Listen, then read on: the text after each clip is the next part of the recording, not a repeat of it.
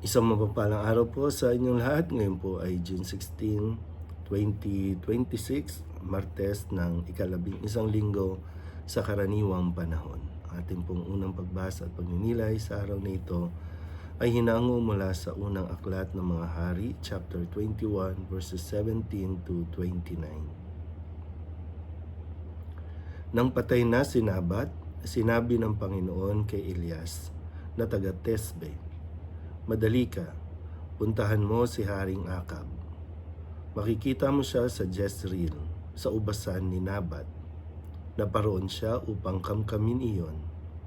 Sabihin mo sa kanya, ito ang ipinasasabi ng Panginoon.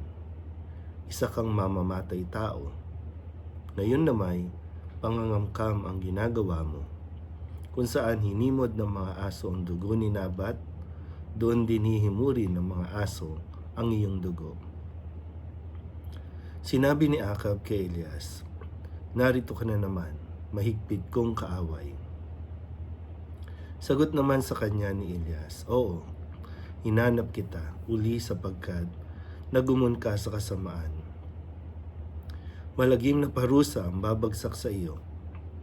Ganito ang ipinasasabi ng Panginoon. Itatakwil kita, lilipulin ko ang mga anak mong lalaki, matanda at bata.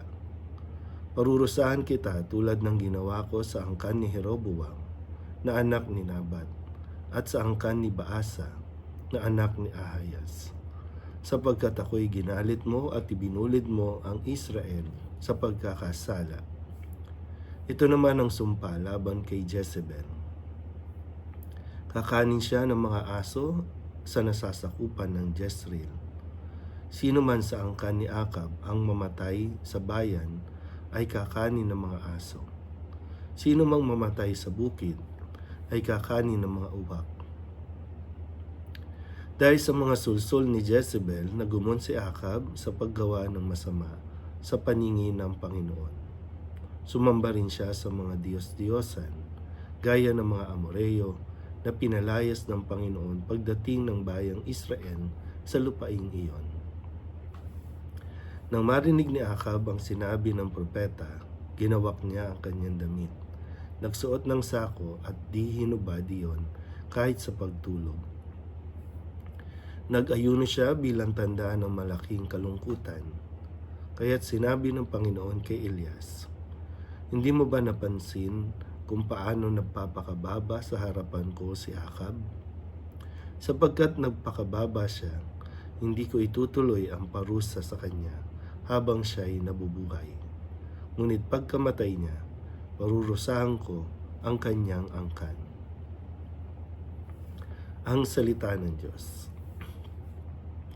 Muli po, isang mapagpalang araw sa inyo po lahat sa pagpapatuloy po ng ating kwento mula dito sa ginawa ni Haring Akab at ni Jezebel na para lamang makuha ang lupain ni Nabat ay ito'y pinapatay sa utos na rin ni Jezebel para humupa ang kalungkutan, sabihin natin depression, anxiety ni Haring Akab. At ito'y hindi naman nakaligtas sa paningin ng Diyos at ikinagalit ng Diyos. Kung kaya ngayong araw na ito'y pinaparating ang kaparusahan na naghihintay kay Jezebel, kay Haring Akab.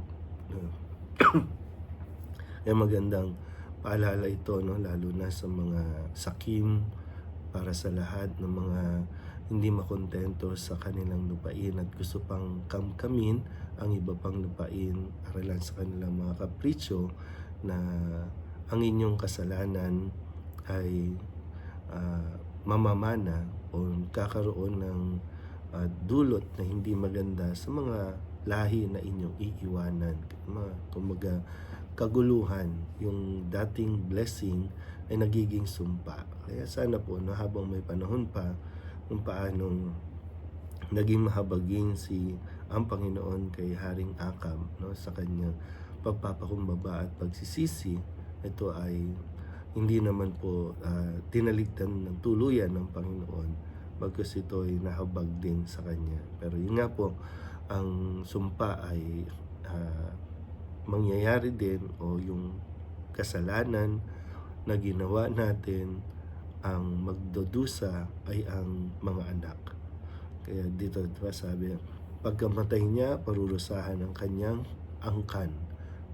Yung kaguluhan na pwedeng, bakit magkakagulo tayo sa isang lupain?